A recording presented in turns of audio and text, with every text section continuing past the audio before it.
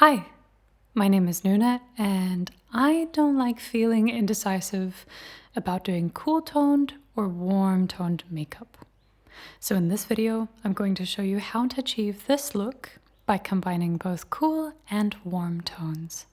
For foundation, I'm using the Estee Lauder Double Wear Foundation in 1N0 Porcelain. I'm taking half a pump on the back of my hand and blending my Makeup by Mario F4 brush directly into the product, making sure all the bristles are evenly coated.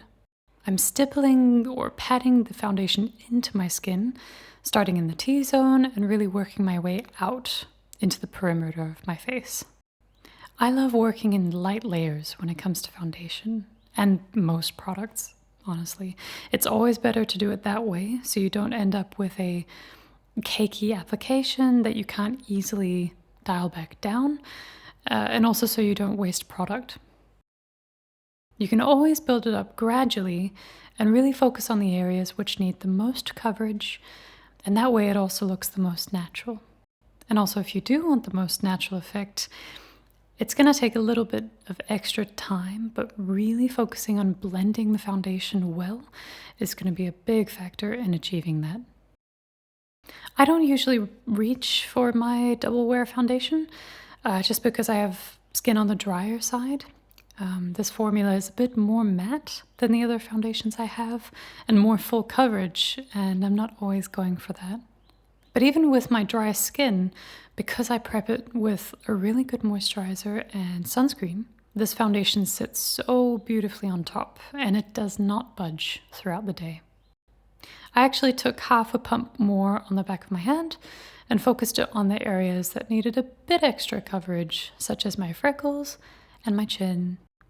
And then I blended it into the neck, of course. For concealer, I'm using the Haus Labs Concealer in 04 Fair and Neutral. I just take one swipe, again on the back of my hand, and directly blend my Sigma E25 blending brush into it.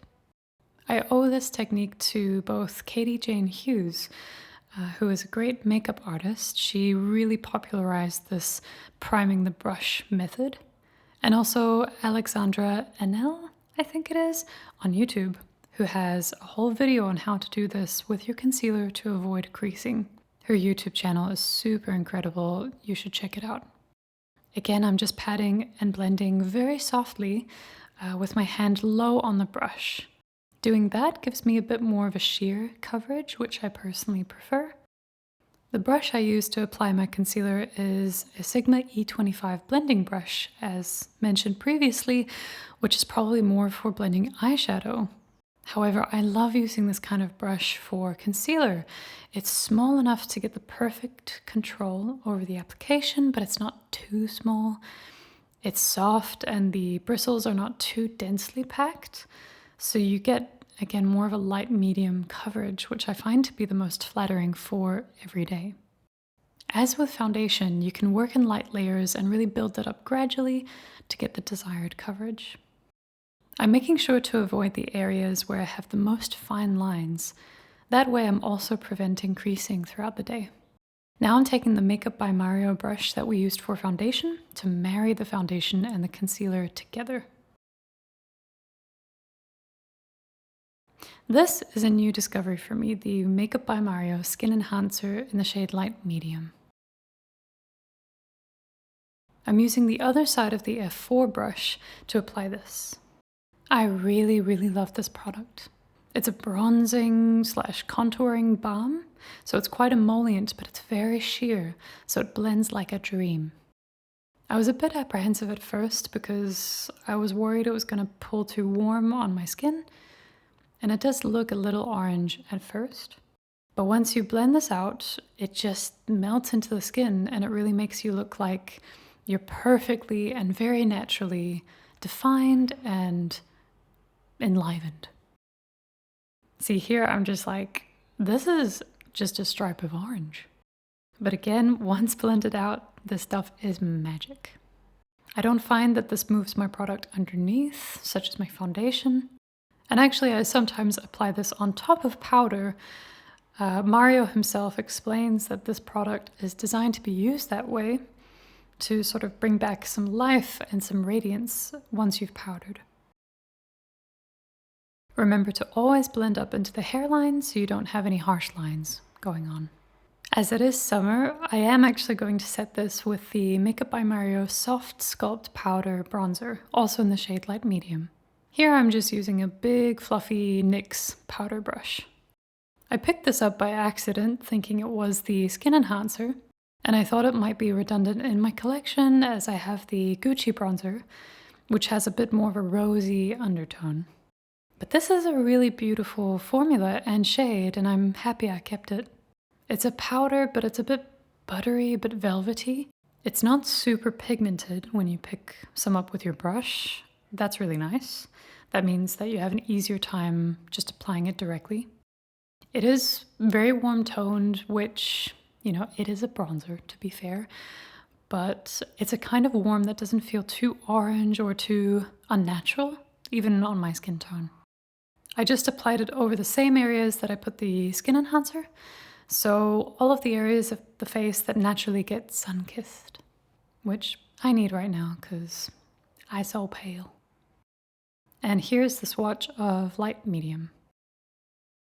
For powder, I used my Sisley Phyto-Poudre Compacte powder in the shade 1 Rosy, and I applied it with my Sigma F67 brush. This powder is honestly so underrated. But I know Sisley's products are a bit on the pricier side, so that's probably why. But it's just such a beautiful, very blurring powder that really keeps your makeup in place all day. I like this size of brush for powder for just better control. I just did a very light dusting. For blush, I'm using the Dior Backstage Rosy Glow in the shade 001, which just did not want to show up on my skin while swatching. This is not the newly reformulated version, which I believe is much more pigmented. So as you can see, it's completely hopeless trying to swatch it. But with the right brush and the right technique, it's actually a super pretty blush. I just take this Real Techniques tapered cheek brush and I stipple the product onto my skin. This is the only way it really shows up for me, but when it does, it's so beautiful. It really is such a natural flush of color that you get. But I'm curious to try the new formulation. Have you tried it? Let me know. Now we've used warm tones to define our base. So naturally I'm using this blush as it's cool toned so that we get that combination. Before I do my brows, I always take my spoolie and just brush them into place so I know what I'm working with.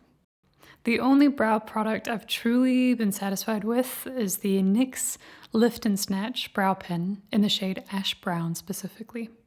Not only because cool toned brow products are just hard to come by in my opinion, but also, I don't know, there's something about pencils that just don't do it for me.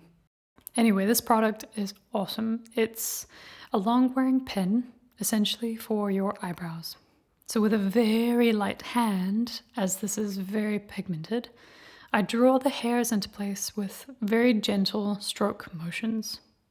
I start in the top middle, so where I want the most definition. I work my way out towards the tail of the eyebrow, and then I finish with small, very light strokes towards the start of my brows. Again, holding the pen further down makes it easier to go in with a light hand. Then I take that same spoolie brush to just brush and blend it all out and make sure that there are no harsh lines left. I'm not going for complete symmetry, just something that looks very natural. Now I'm taking the Makeup by Mario powder bronzer again to define my eye creases and also my eyelids a little bit. This is going to be my eye base. Typically I use a cool toned or neutral brown to do this, but today we're gonna switch it up a bit.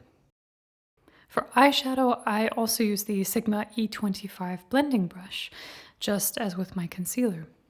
I start at the outer portion of my brow bone, and I blend very gently using swiping motions back and forth. I also blend it upwards and outwards to create like a lifted effect.